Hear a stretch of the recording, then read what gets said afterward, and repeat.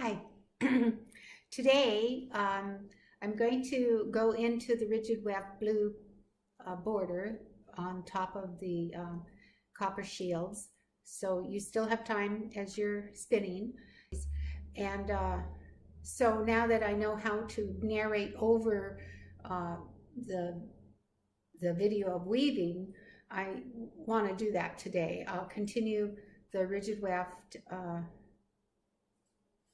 technique, which is a raven's tail technique, and tell you some of the stories we have up here in northern Haida. It would be from the Masset Dialect book that I'm going to be reading from, and it's about all of Raven's antics. Those are real fun stories, and they were readily shared, and everybody has a Raven traveling story. And sometimes Raven is traveling with the eagle, and sometimes Raven is traveling with butterfly. So the Skidegate dialect stories that Swanton collected down there, they have the Raven traveling stories too. And personally, the Raven traveled in our family stories, the stories that were passed down from my Nani Selena down, and aunts and uncles. There are stories. The raven came from, the original traveling raven came from up in the Nass. So those are interesting differences with different groups, and different people have the different stories about raven. So I think they're fascinating as far as the transformation with the cloth, the clothing, and the hides and things like that. So anyway, I hope you enjoy the stories I choose to read to you. And I am reading from this Masset text. And it's a rare book, so you're not going to really see and get to read it yourself unless you were fortunate enough to own this book, because even in archive.org, where the Skidegate stories are all digitally put in there, the Masset stories, they're only about, maybe there's like 5 stories and then it stops. So so it's a rare thing that these stories can be read and told, and you really don't find them too many other places. So welcome, and I will weave and read. Yelf, Raven, told by Walter. Not long ago, no land was to be seen. Then there was a little thing on the ocean. This was all open sea. And Raven sat upon this. He said, "Become dust," and it became earth. Then it increased, and he divided it. He put this earth into the water on each side of him. This earth he made small, but he made the one on the other side large. Because he made this earth small, this island is small. So he finished the country. So here's another one told by Isaac. And again he started off. He came to where Eagle lived, and Eagle owned the fresh water. Before that, there was none to be seen. Then he wanted to drink his water, and Eagle did not want to give his own to him. A long time Raven wished to drink his water, and when he refused him, he wanted to drink it unobserved, and he drank it secretly, unseen by Eagle, and he went off with it. Then he spit it out upon all lands. He also came to this land, and he spit out Galan first. I have to apologize for my pronunciation. Okay. Therefore, he is the elder brother of all the streams in Masset Inlet. When the water was almost gone from his mouth, he came here to Masset. Therefore, the water here is red. And he went on again. He came out opposite to where a whale was blowing about, and when he stood opposite, he said to the whale, Ha, hiya, ya, whale, swallow me. He said this to it because he wanted to eat it, and it swallowed him. Then the whale swam about with him, and then he ate the heart of the whale. And when it was almost dead, it went ashore. And when it was left by the tide, he made a hole with his beak right over its heart and came through. And then he ate and lived right behind it. He ate for a long time, and when he tired of eating it, he went away. And after he had gone along for a while, he came to a certain place to live. Then he whittled some sticks down thin, and when he had many, he put them into the fire. And he lay behind them. And he said, "Burn forever, burn forever." And in spite of what he said, they burned up. Then he did the same thing again, and he again put them into the fire. When they again burned, he again lay down very quickly. Then he again said, "Burn forever."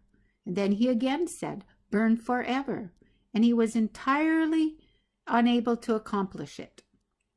Then he again went off, and he took tanskia roots, which are edible roots growing in the sand. And after he had pulled them out of the ground, he took off the skins, and he ate. He did not bring them into the house because they were already cooked. Then he again went for some, and he got many. He carried them into the house. And when he got there, he put stones into the fire, and he steamed them, the roots, and after he had cooked them, he took the coverings off. Then he went away from there again, and after he had gone on for a while, he came to live in one place. And after he had lived there for a while, he went away, and then he put all of his house timbers into the canoe. And after he had gone along for a while, he landed at a steep place. Then he carried his stringers on his shoulder, and he put them against the cliff. Then he did not live there. And he started away by land. Then the stringers he left there changed to stone.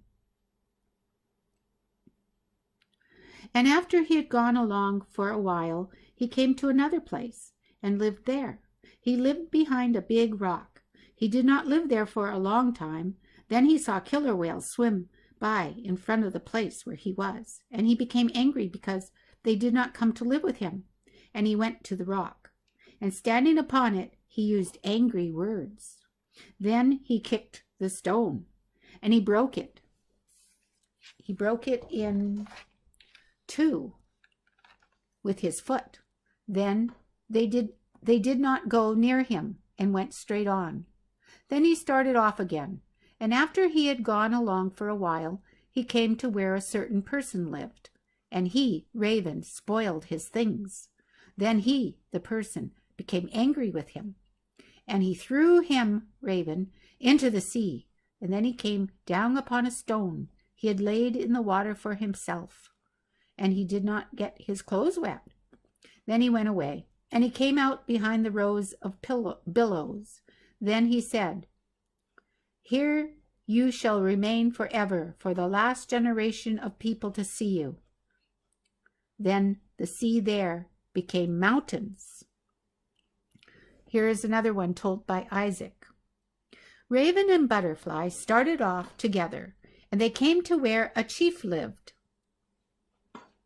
His house was carved. Then they entered his house, and they were told to sit down in the rear of the house. Then they began to give them food. And the chief's wife said, "What will the chief's son eat?" "Give black cod to the chief's son," said her husband. "Say that I know how to eat that," said Raven to Butterfly. "The chief's son says he does not know how to eat it," said Butterfly. And then black cod was put before them, and only Butterfly ate it. "The chief's son says he wishes some dried salmon," said Butterfly. Raven did not say so, but he said it. Then they burned the skins of dried salmon and set them before him.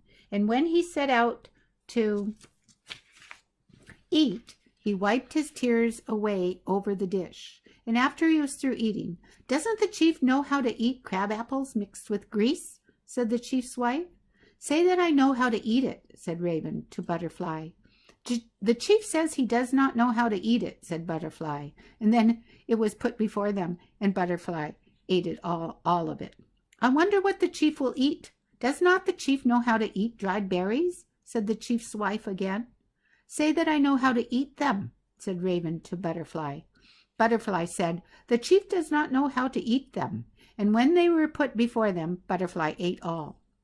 "I wonder what the chief will eat. Doesn't the chief know how to eat cranberries and grease?" And the chief's wife say that I know how to eat them," said Raven. Again Butterfly said, "The chief says he does not know how to eat them." Then they were set before them, and Butterfly ate all. Raven ate nothing. Only Butterfly was filled.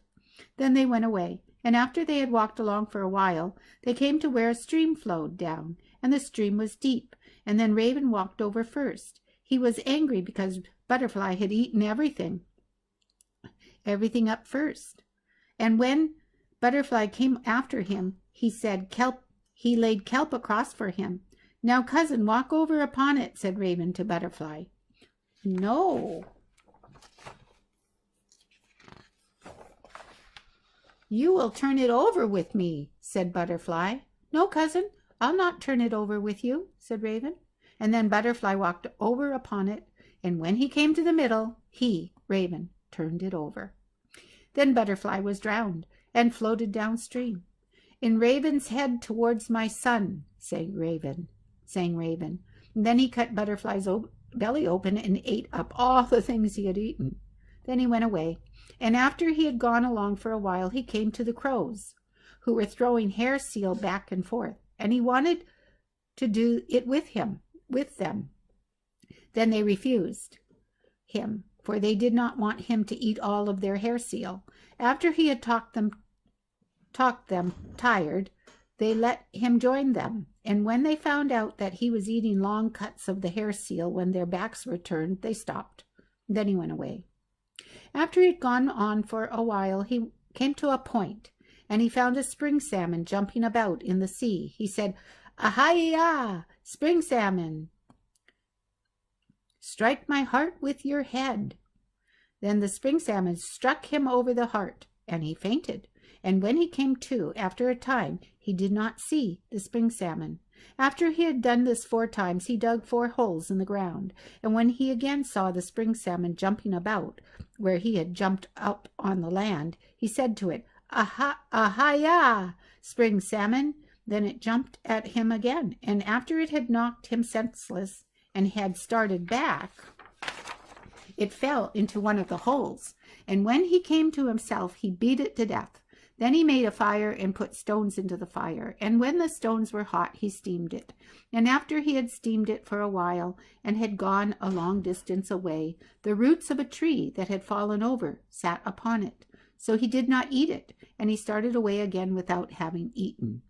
And after he had gone on for a while, he came to where Shrew lived. When Shrew went in under the ferns, he entered with him. Then he entered a big house with him, and he, Shrew, gave him food. Then he set before him a piece of dry fish in a tray. "When I have eaten this one piece, I shall still be hungry," thought Raven, and Shrew saw his mind. "Eat my food, it will not be consumed," said Shrew, and then he took it as directed, and it was still there. And when he again took it, it was still there. He ate for a long time, and it was still in the tray, and with the food still in it, he gave it back. And after that he, Shrew, put 1 cranberry in front of him, Raven, in a dish. "Shall I be filled when I eat this one thing?" thought Raven again, and Shrew again saw his mind. "Eat mine, it will not be consumed," said Shrew to Raven, and then he took the cranberry up with a spoon, and one was still in the dish. And when he took that up also, it was in the same place, and when he again took it up, it was still there. He ate for a long time, and then when he was filled, and with the cranberry still in the dish, he, Raven, gave it back to him. Then he also put a single crab apple before him again. "How am I going to be satisfied with this one thing he has put before me?" thought Raven. Then he started away from him, and after he had gone along for a while, he came to Heron, making a canoe. And when he came to him, he wished to chop on his canoe. Then Heron refused. After he had bothered him a great deal, he let him chop, and after he had helped him for a while, he cut a hole through this canoe. Then he started away from him, and Heron's mind was very sick. And after he had set out from him, and had gone on for a while, he came to where Cormorant lived. And Cormorant was married. Then Raven went into his house. "Tomorrow, if the wind is good, I will go fishing with you," said Raven. And he made Cormorant's mind very good with his voice. And the day after, the wind being good, he went fishing with him. And they stayed where the halibut are, and fixed their hooks. Then they put the hooks into the sea, and Cormorant alone killed many halibut. Then he filled the canoe. Raven did not kill one halibut. Then they started off, and while they were going, Raven said to Cormorant, "There is a louse on top of your head." Then he, Cormorant, wished him to take it off, and then he went to him, and he took it off from him. He said to him, "Put out your tongue," and then Cormorant put his tongue out. And when Raven put the louse upon Cormorant's tongue, he pulled his tongue. He did not have a louse. He fooled him. Then Cormorant became dumb and stopped speaking, and they landed where he lived. And then they put the halibut off on the beach, and Raven took all the big halibut for himself, although he had not killed one. Then Cormorant pointed his fingers at the halibut. He tried to tell his wife.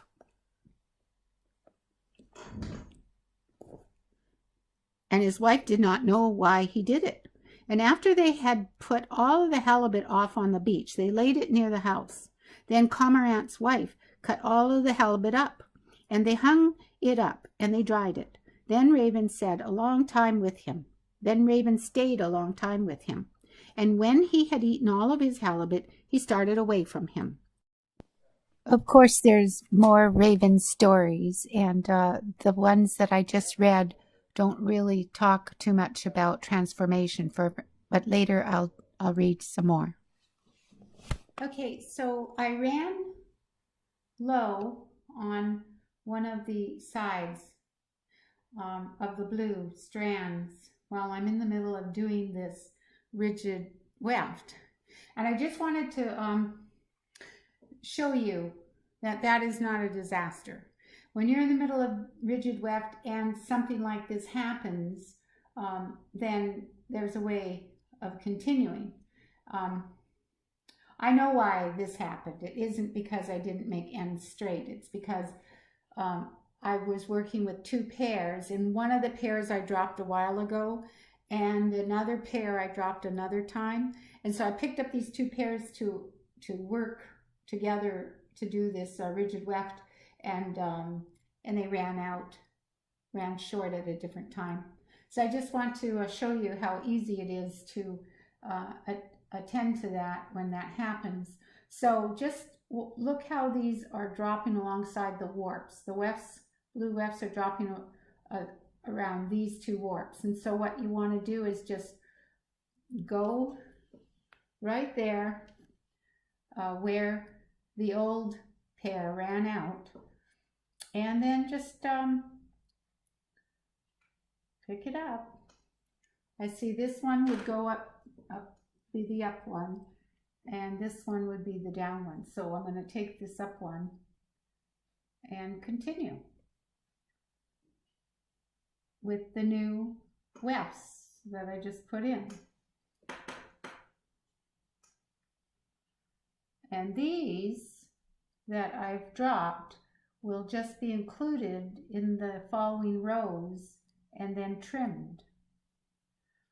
So it's really very easy to extend your weft when the rigid wefts run low. So I just wanted to show you that. I'm going to show you pictures of a couple of small looms. I talked to you about hanging that loom. You can hang it if you're a ravens tailer, you can hang it just like you would if you were going to hang a 6-inch ravens tail project. And if you want to hang it the Naheen way, you just use a leather. I use like a boot leather straps. They seem to work fine when I'm working smaller Naheen projects. So you would just attach that with the blanket edge stitch to the bar loom, and then and those leathers don't fall to become side cords. They're just the heading cord. But I'll show you pictures of that. Well, thank you so much for joining me today, and I hope you enjoyed the stories of Raven traveling.